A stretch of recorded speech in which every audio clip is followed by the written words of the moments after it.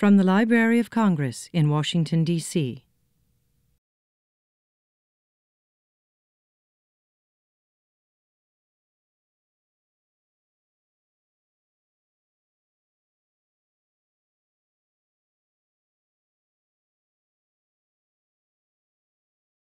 Ladies and gentlemen, may I have your attention? We are about to begin our program. We are very privileged and honored today to have Dr. James Billington, the Librarian of Congress, with us today. Dr. Billington will soon complete his 25th year as Librarian of Congress. During those years, he has led the library forward in numerous initiatives. Here I will only mention two of them. First, there is American Memory, a Library of Congress website focusing on the history and creativity of every state in the United States. And the second initiative is the World Digital Library, a cooperative project with UNESCO that was born in the librarian's office. The purpose of the World Digital Library is to create a virtual encyclopedia of humanity's cultural creativity. Please welcome Dr. James Billington, the Librarian of Congress.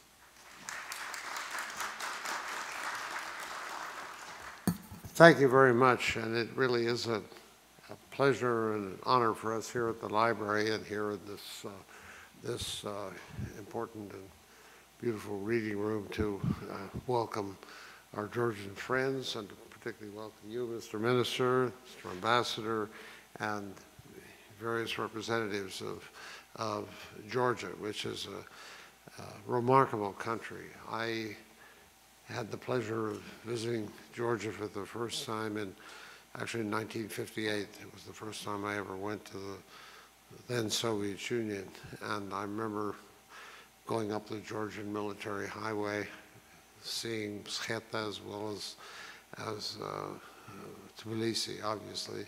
And then my most recent trip was only a couple of years ago when I went to the monastery where you had that early flowering of a kind of scientific culture way back in what was still pretty much the Dark Ages in most of Western Europe, I was familiar with. So it's been, you know, the Library of Congress has as its major aim, and I as the first person who was a student of international cultures to become the 13th Librarian of Congress, but it's always been built in to the library that it should be a universal collection. It should have the major cultures of the world represented in its multiform collections, not only its book collections, but its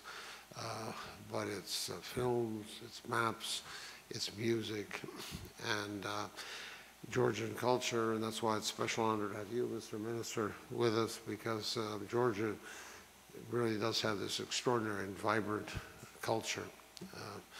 I remember the first time I went there, I asked somebody for explanation of why there was this, as I remember it, this bull's head coming out of this ancient church in Msketa. And the result was about an hour-and-a-half lecture about the origins of Georgian culture, and I've been fascinated with it ever since. So anyhow, our effort here is to be a universal library, and in recent times we've been developing our Georgian collection here. We're lucky to have Mr. Avdoyan, Mr. Krepo working especially on it, and many others taking a new interest in it. It's very nice that we will have, we're both meeting here. We're the center of the book culture, traditional work, but where you can also get access electronically and do comprehensive research. And then that we'll be having later in the day showing of two of the very, very important Georgian movies that were important not just to Georgian history, but to the evolution and the change of important transformations within the then Soviet Union, and beyond that, really contributions to world culture. I remember I was personally honored without probably deserving it, but I was very appreciative of honor I was given by Tbilisi University some years ago. And what really impressed me was the quality of this kind of a ceremony where you're getting honorary degrees, because it was done with a kind of a universal reach. There was Latin singing.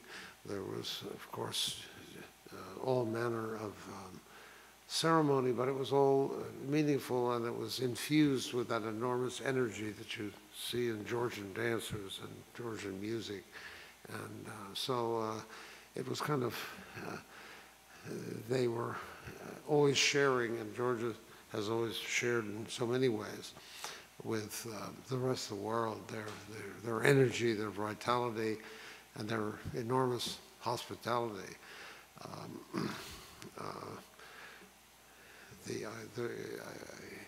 It's funny when I think of, I've accompanied a number of congressional delegations that visited different parts of the then Soviet Union. They always wanted to go, especially go to Georgia, because they heard about the hospitality, the energy, the cultural richness. I remember I was with Senator Sarbanes and his late wife, who was a classicist, and everywhere we went in the then Soviet Union, she said, "What do you know about the classical world?" and so forth. And she said she got her greatest satisfaction in Georgia, where people knew about the classical world because they had been part of it, and of course way before and way after in the sort of some of the mountain regions, wonderful things happen. So it's a great pleasure for me, personal pleasure for me to be here, and I think I can speak on behalf of what I hope is the growing number of Americans who become more familiar with the wonders, the antiquity. I remember I was involved in the 1000th anniversary celebrations about the academic side of it, of sort of baptism of Rus, as it was then called. This was in 1988, and it was the first time that people from the Academy of Sciences who worked on religion met with people who were actively continuing the faith traditions of the different parts of the Christian parts of the Soviet Union. And frankly, the Georgian representatives were the intellectual stars of the meeting, and they all came from the church itself and its great antiquity, its independent language, liturgy, and so forth. So from very ancient times and from most recent times, Georgian culture has been something that we're increasingly honored to be able to keep upgrading and encouraging greater study of it, greater appreciation of it. And somebody I once talked with said, well, you know, he said, maybe you don't have quite as many ethnic Georgians in the United States, because whatever the problems are at home, there's a great fascination with being part of this continuous, very ancient, and yet very modern, also very vibrant cultural world of culture in the total sense of a very unique and original culture, so that they tend to stay in Georgia.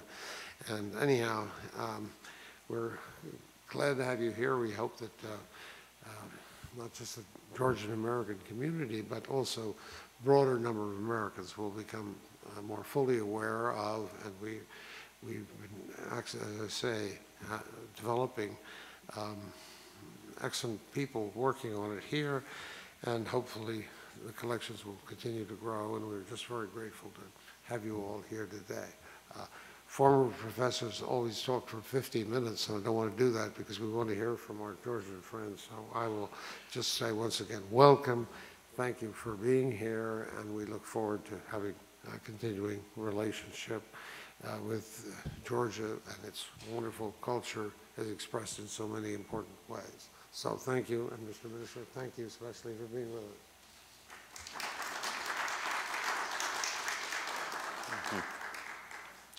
We indeed are very fortunate to have with us Mr. Nikoloz Rurua. I'm sorry, but the Minister of Culture and Monument Protection of the Republic of Georgia. The minister was born in Tbilisi and studied at the Melaton Balanchevadze Musical College and later studied TV directing at the Tbilisi State Shota Rustaveli Institute of Theater and Film. In 1994, the minister came to the United States to continue his studies, and in 1998 became a student at Georgia State University, that is our Georgia State University College of Law in Atlanta.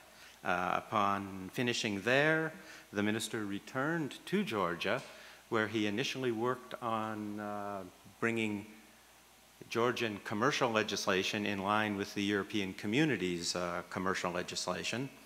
Subsequently, he entered into politics, and he is now, as I said, the Minister of Culture and Monument Protection. Please let us welcome the minister.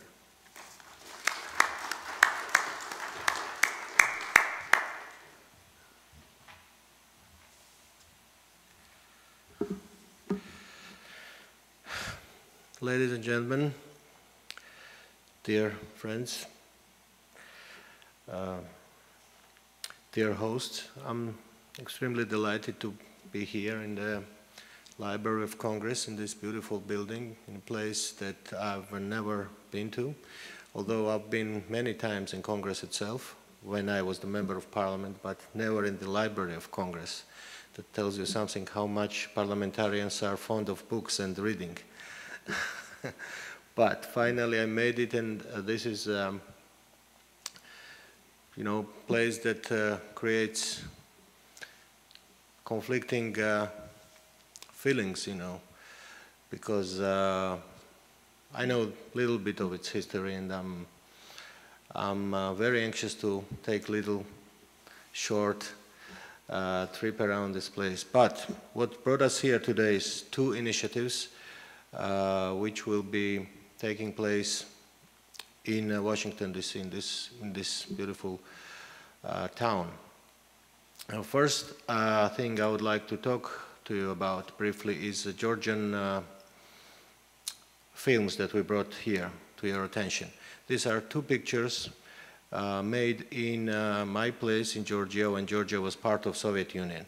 One of them was directed by famous Mikhail Kalatozishvili. To the west, he is known as Mikhail Kalatozov. He's, you know, one of the brightest stars of Soviet cinema, but he was Georgian. He was born and raised in my country, and in early 30s, he made a film about one particular mountainous region in Georgia. That film has an interesting story. It was meant as fiction, as a feature film, but because of censorship, and the project was cancelled, and he was given one last chance, director, to finish it as a documentary. So basically 95% of the film was shot, and he was basically forced to re-edit it into documentary. And you can see it, that some characters are fictional, however the film is documental. It shows the very tough conditions living in Svaneti, one of the beautiful places in Georgia. This film is considered as a classic of Soviet cinema and also a classic of Georgian cinematography. Another film is really something extraordinary. It was made during Perestroika years, and initially the project was supported by authorities because Soviet leaders were trying to convince the West that Perestroika was something workable. And the film was allowed to go on. I mean, the project of filmmaking was allowed to go on. However, in the middle of the process, authorities realized that that would open up the Pandora's box of real Soviet history. And there were attempts to shut it down. However, it was 1986, if I'm not mistaken, and information was already public that extraordinary film about Soviet history was being made, and the public awareness about it was quite high. So authorities didn't really dare to kill the project, and film was finished, and then it was released. And the result was totally extraordinary. Basically, that film, without exaggeration, made perestroika irreversible, because it showed, although allegorically, it showed what were conditions under Stalin regime, under regime which was responsible for killing tens of millions its own citizens. And after that film, Soviet Union basically started collapsing.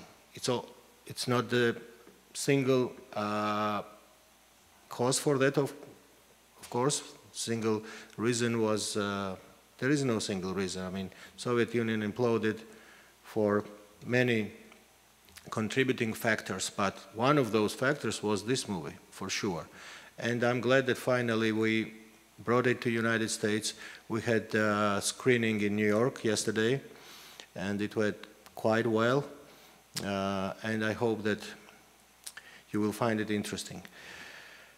About this book, the book I'm holding, by the way, for the first time, I haven't seen the final copy, is a breakthrough for Georgian literature.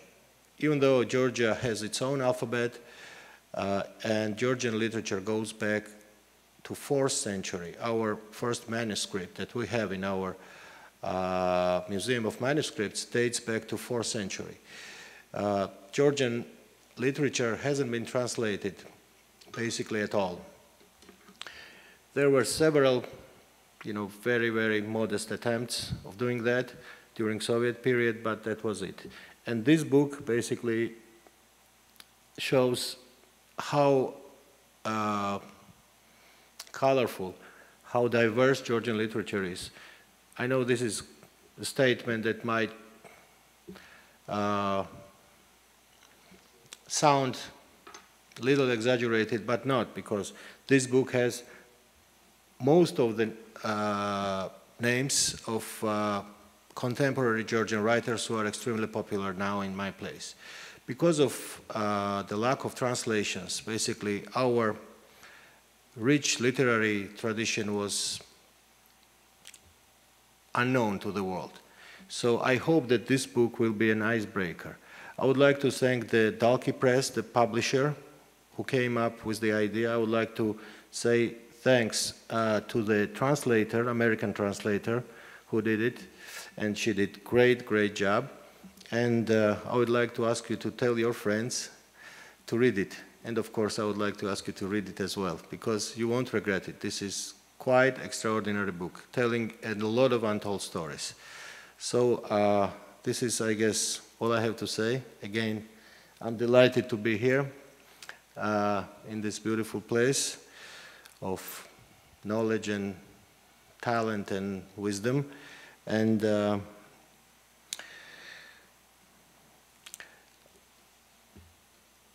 I hope to see you this evening at the show of the picture. Thank you very much. That's it.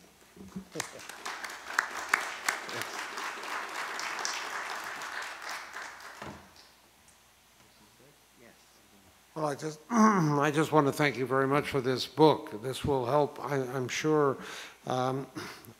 We are the Library of Congress, and our job is to particularly the Congressional Research Service, is to service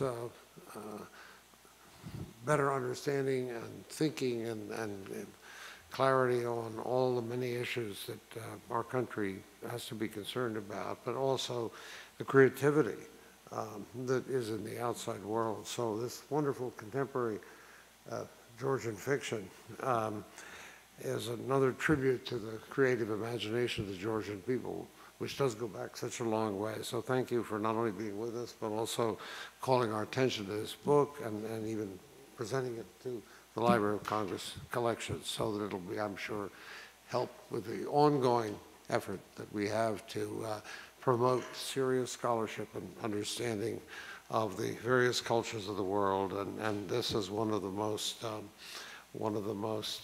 ancient original and in need of greater appreciation and more broad understanding. So thank you very, very much, Mr. Minister, for being with us, for bringing these films, but also for bringing this book and reminding us sometimes, as is the case in your country and many other countries, that the best gateway into understanding is very often what people have said and what has been now so effectively communicated in English. So thank you very much for this as well. Mr. Minister and Dr. Billington, thank you so much. We are now going to begin the second part of today's program, but before Mr. John O'Brien and Ms. Elizabeth Heighway tell us about the book just received by Dr. Billington, I would like to say a very few words about who we are here in this reading room. I am Chris Murphy. I'm the head of the Near East section here in the African and Middle Eastern Division. On behalf of my chief, Dr. Mary Jane Deeb, who is right down here, and all my colleagues, I wish you all welcome. The African and Middle Eastern Division is responsible for developing the Library of Congress's collections from and about some 78 countries. The Republic of Georgia is among those countries, and the area specialist for Armenia and Georgia, Dr. Liev Doyen, who is in the second row there, is among the staff of this division.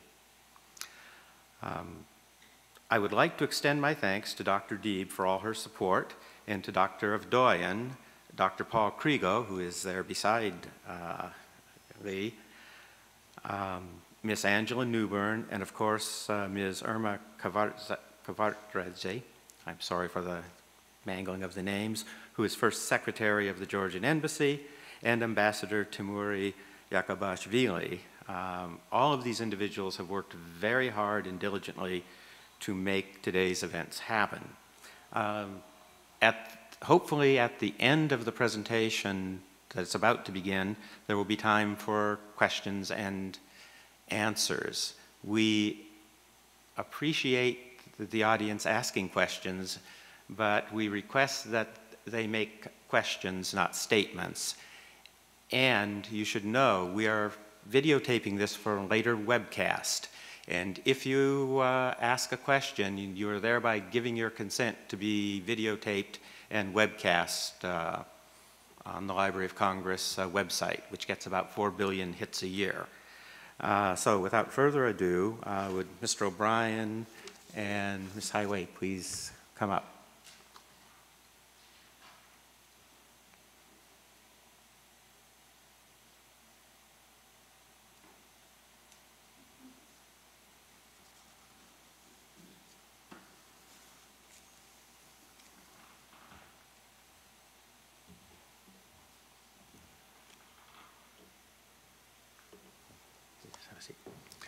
I'm going to make two very brief introductions, and then I'm going to turn it over to our guests. And they have approximately 25 minutes to speak, and then there'll be a couple of minutes for questions and answers if there are any, and then there's a reception in the Northeast Pavilion.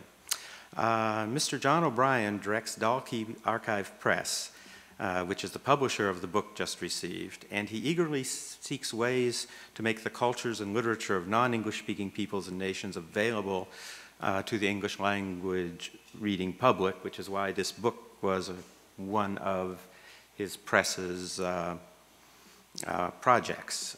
Miss Elizabeth Heighway, and I hope that is how it's pronounced, the translator of the works contained in this book is a professional translator of Georgian and French.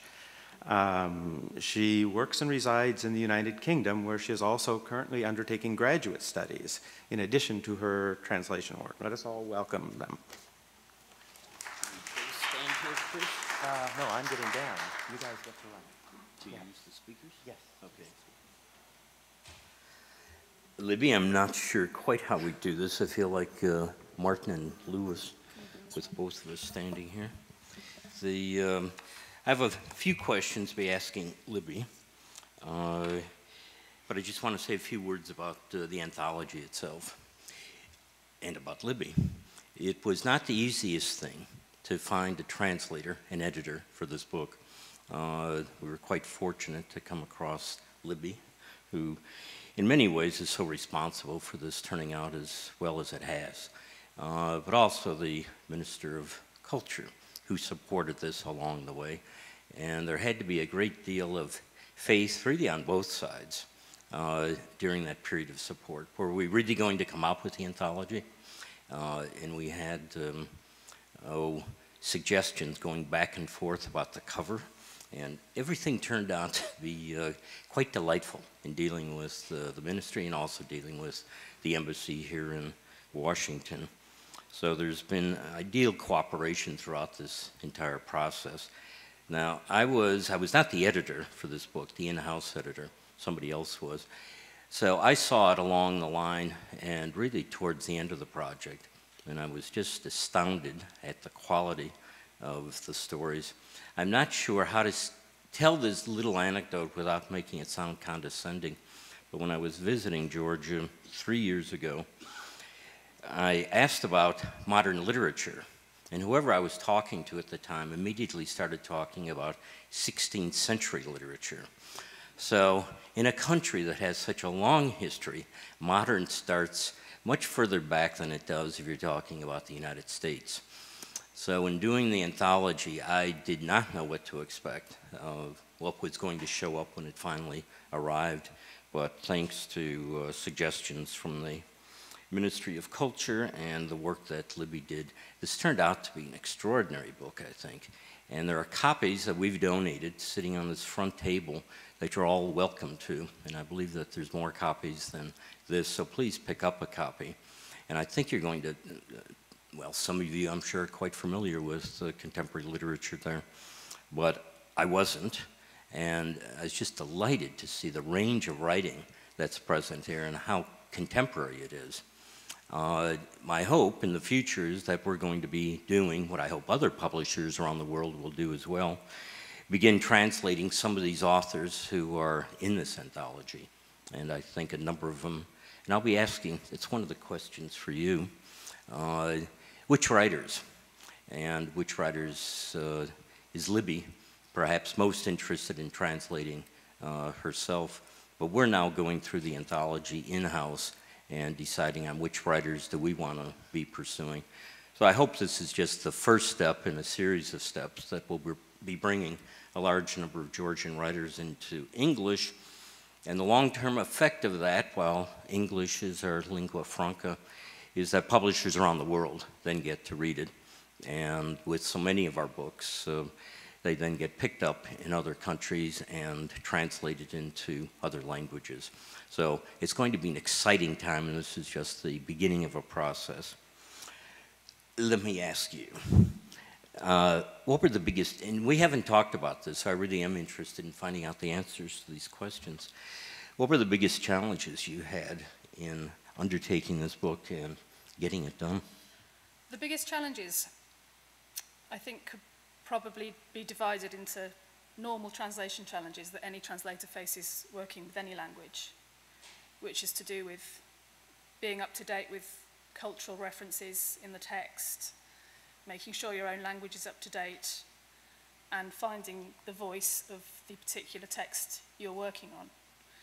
And then there were Georgian-specific challenges, which I would say primarily there was resources. I think translators rely not only on the knowledge they hold in their brain of the language and the culture, but to a very great extent on the material that's available to them to research both the references in a text and also linguistic issues they may come across. As John mentioned, I work from Georgian and French, and with French, really, everything that you need is available to you. For the Georgian translator, even a workable dictionary of a very good size is something you can't take for granted. So I think for me, as to start us off, it would be resources would be my most specific Georgian-related difficulty. But I was very blessed to have a good network of Georgian speakers to help me with the language. I was able to contact authors, which was invaluable, who obviously wanted to help as much as they could and who were able to clear up nuances that maybe I wasn't getting or that I wanted to be sure I was getting.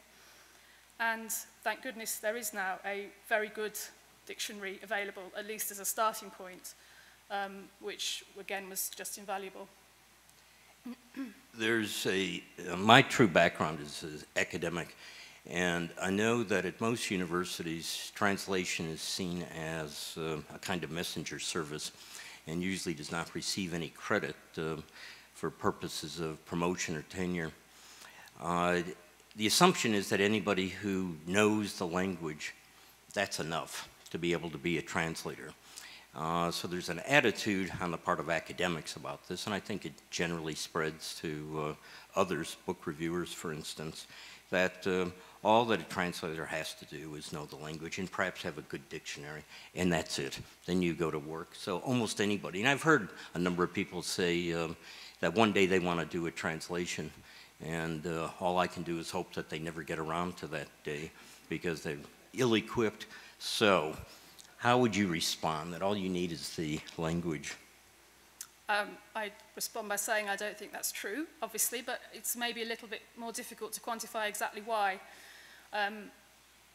My master's that I've just finished, my master's studies are in translation, and there have been reams written about translation theory and what it is that makes translating difficult, why it isn't just a matter of looking up a word in a dictionary and putting it into the other language, assuming that's even possible. And having studied that for the last 2 years, I'm really none the wiser as to why sometimes things work and sometimes they don't. From a personal standpoint, I think it's there's an ingredient in the middle that somehow seems to be lost. You have to have knowledge of the source language, the text that you're translating, and you have to have a very in-depth knowledge of your own language and its nuances and the connotations that words carry, the extra meanings that might not be found in a dictionary but which make a word a living thing. And there's something in the middle, something between those two areas of knowledge that just has to click in, and it sounds a little bit of not a satisfactory answer to your question, but it seems to be an intuitive thing sometimes, why something works, what was the feel of the original, and how best to put that into English. And I hope I've achieved that. So we'll see. Oh, I think you have. My view from the time I first started publishing is that translation is an art when it's practiced by the right person. And so it's a combination of vast knowledge, not just of the language, but of the country and the culture. Then having the references, being able to spot the references. Then the enormous difficulty of getting that into the new language without making it sound as though it got somewhere stuck in the Atlantic or the Pacific and hasn't quite made it into the new language. And that usually involves taking risks. The great translators are ones who realize that something isn't working in the new language and it can't work. And this gets us to that question of do you have a sense of something being lost in the translation? And if it is, do you find ways of making up for that loss?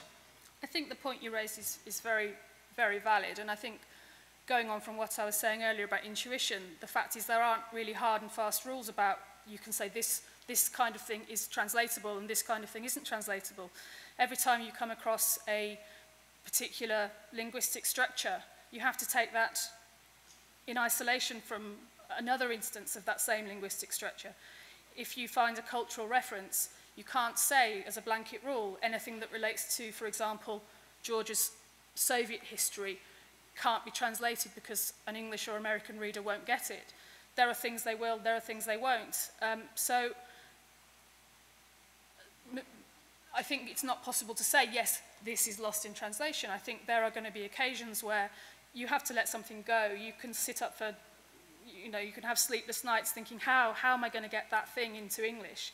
Sometimes you have to let that go, but it may be possible to introduce a similar thing elsewhere in the text, to make a similar linguistic play, or to substitute a cultural reference which has the same force in the English in a different place. So I think it's always a balancing act between trying to slavishly shoehorn everything in that's in the original and giving up when you hit the first hurdle. You can't do either. I think you have to take everything as it comes and see what you can do with it.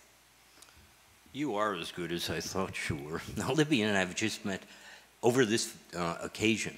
So, as I say, I was not the editor for the book, but the things that you're saying now demonstrate a translator who knows what the real issues are and how to be addressing them, which means an awful lot of work and probably some sleepless nights.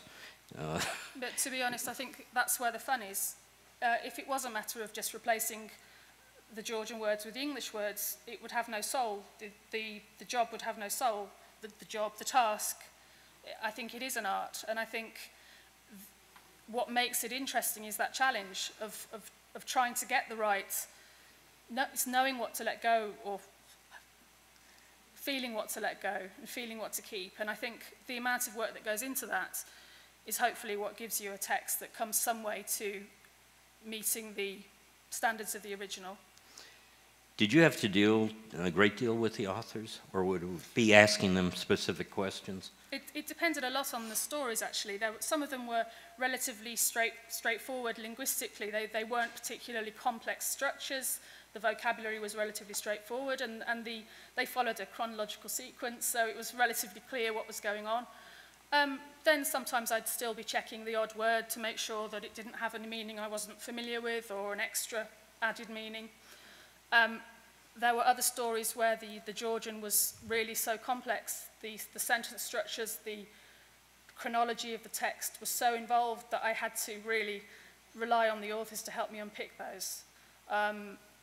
Because I sometimes thought I was really missing the point or going a bit mad, you know, what's going on here, and if it was then confirmed that that was what you were supposed to think, then that was fine. And then other times it was really things that, again, weren't Georgia-specific. References. Some of the authors, I'm thinking particularly of Akamor Chiladze's Once Upon a Time in Georgia, which is almost an essay style. It's very discursive, lots and lots of cultural, historical references, references to film scripts, where I had to, either on my own or with him, sit down with the script of Once Upon a Time in America to find particular lines, because he'd quoted them in Georgian, but obviously the original was in English, so I couldn't just make that up. You know, it wasn't a matter of thinking, well, this is what the Georgian means, so let's retranslate that.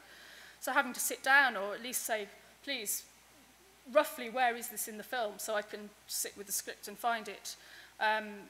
Similarly, I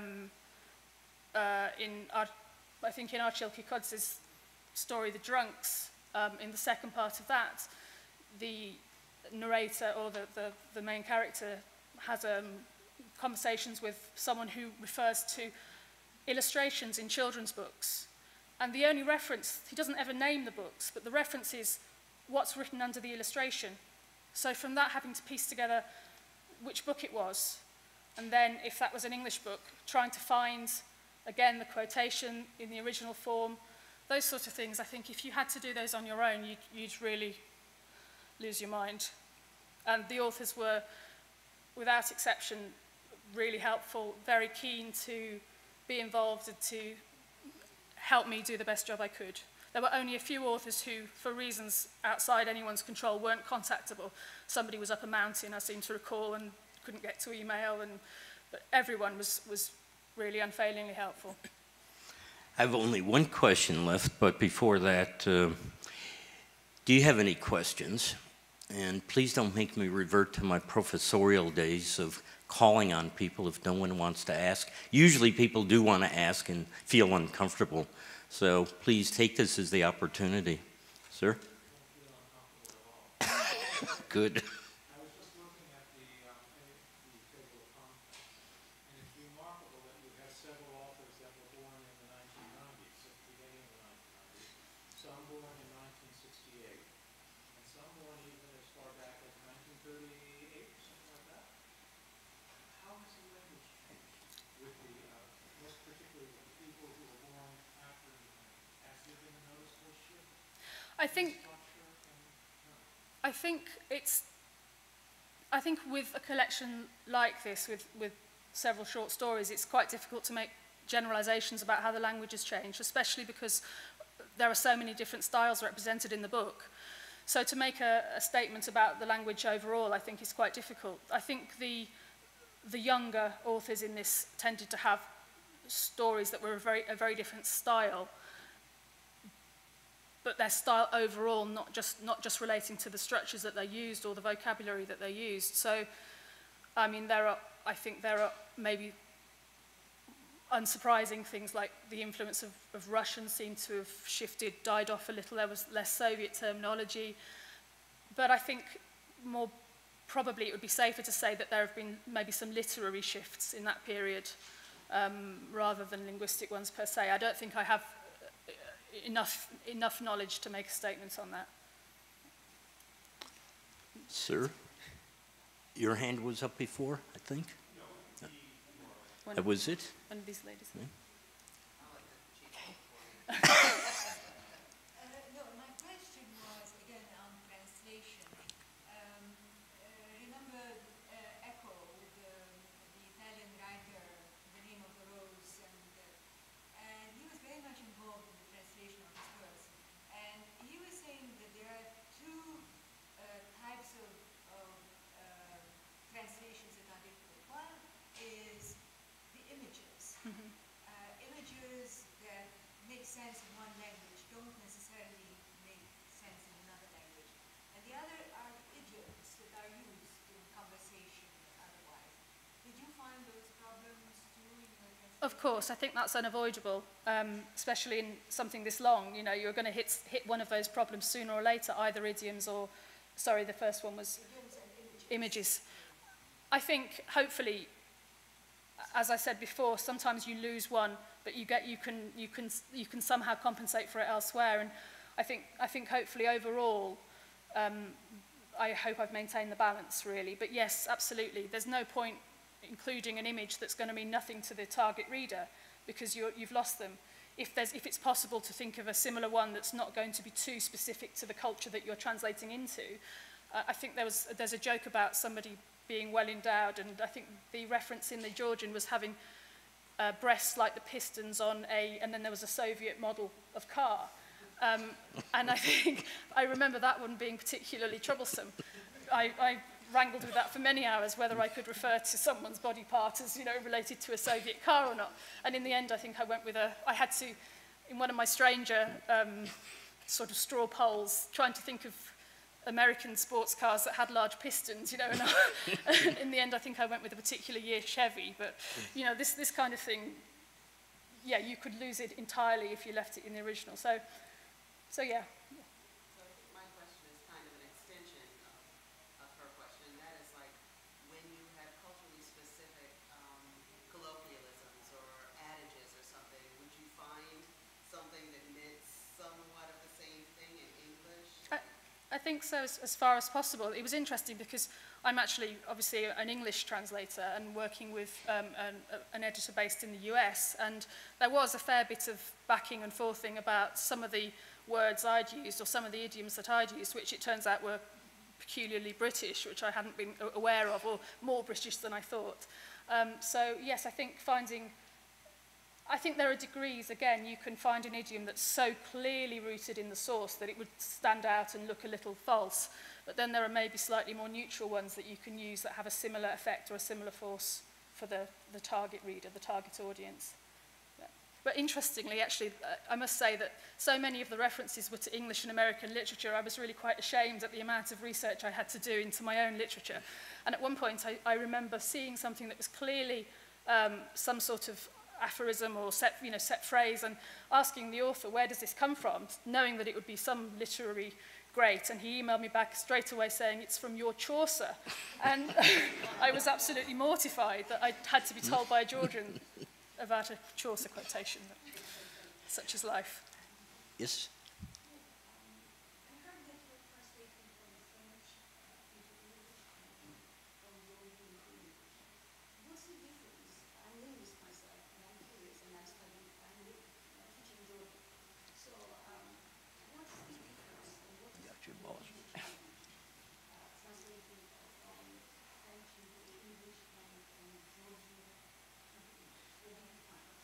I think it's the question was how I find the